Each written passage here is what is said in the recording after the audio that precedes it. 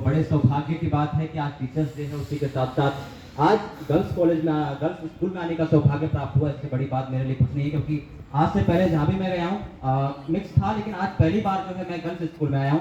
और आज आप देखिए, जिस भी पद पर आप देखिए, गर्ल्स जो है हमेशा लीड कर रही हैं देश को और आगे जा रही हैं।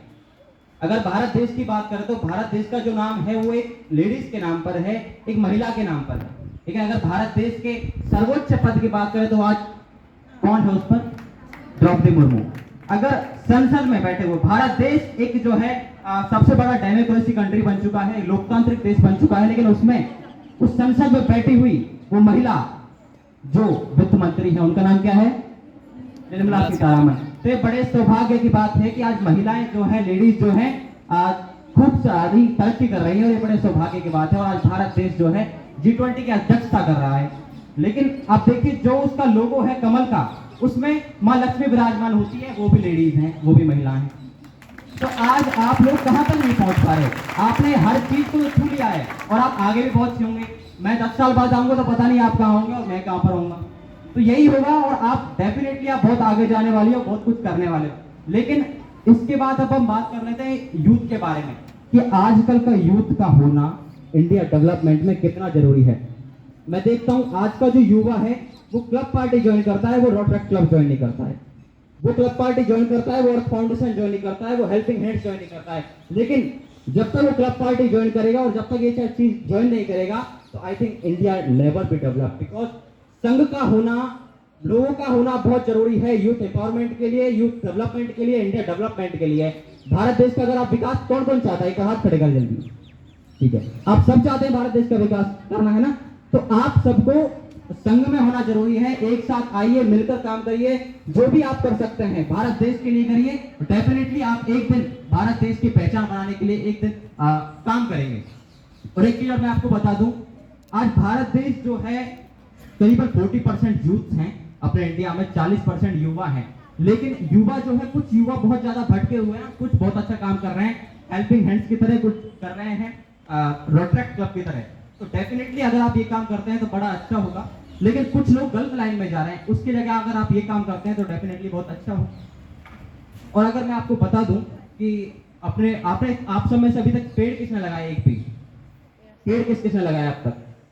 पानी दिया उसने? अब तक पानी दिया है? आपने देखा है वो बड़ा हो रहा है? ठीक है, तो औरों ने क्यों नहीं लगाए? इसका रीजन है किसी के पास? अच्छा, कोई बताएगा पेड़ क्यों लगाने चाहिए? पेड़ क्यों लगाने चाहिए? कुछ भी बताओ, पेड़ क्यों लगाने चाहिए?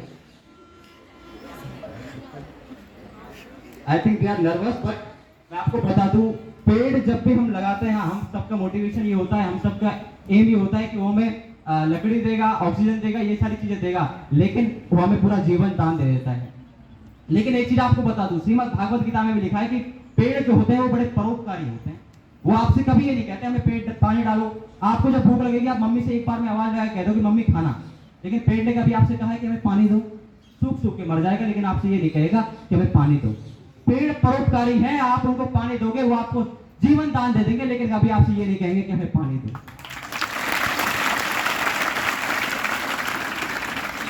और क्योंकि वो आज तक आपने कभी देखा है कि आप इस साइड जाइए, सरिस्का की साइड, कितने सारे पेड़ हैं, उनमें कोई पानी डालने जाता है क्या? क्यों गया अभी तक? नहीं गया। जब बारिश आती है वो पूरा स्टोर कर लेते हैं और जीवन दान दे देते हैं हमको, पूरा हरा भरा जंगल रहता है। लेकिन आपसे कभी ये नहीं कहा कि हमें पानी दे दो, लेकिन आपको जीवन दान दे रहे हैं। दे रहे नहीं दे रहे? तो अब पेड़ कौन कौन लगाएगा पहले ये बताइए? हाँ, कैसा बताएंगे, लेकिन लगाया कोई नहीं, मेरे साथ मुझे पता है ना? तो मोस्टली नहीं लगाएंगे। लेकिन मैं आपको बता दूं, फिलीपींस देश में क्या हुआ था, एक बार बहुत ज्यादा खतरनाक समय आ गया था। उस समय इतनी गंदगी और इतना पॉल्यूशन हो गया था। उसके लिए गवर्नमेंट ने क्या किया था कि जो 10th और 12th के बाद जब हर किसी को नौकरी चाहिए होती है, हर कोई डिग्री लेता है, लेकिन उसको डिग्री तभी मिलेगी जब वो प्रत्येक बच्चा, प्रत्येक स्टूडेंट 10 पेड़ लगा देगा। और 10 पेड़ लगाना उसके लिए नेसेसरी है, वो लगाएगा और तभी उसको स्टेबल कर पाएगा। अगर आप उसको नहीं लगाओगे तो आपको नौकरी नहीं मिलेगी। ऐसा अपने इंडिया में नौबत नहीं आनी चाहिए, वैसे ही लगा दीजिए, ठीक है?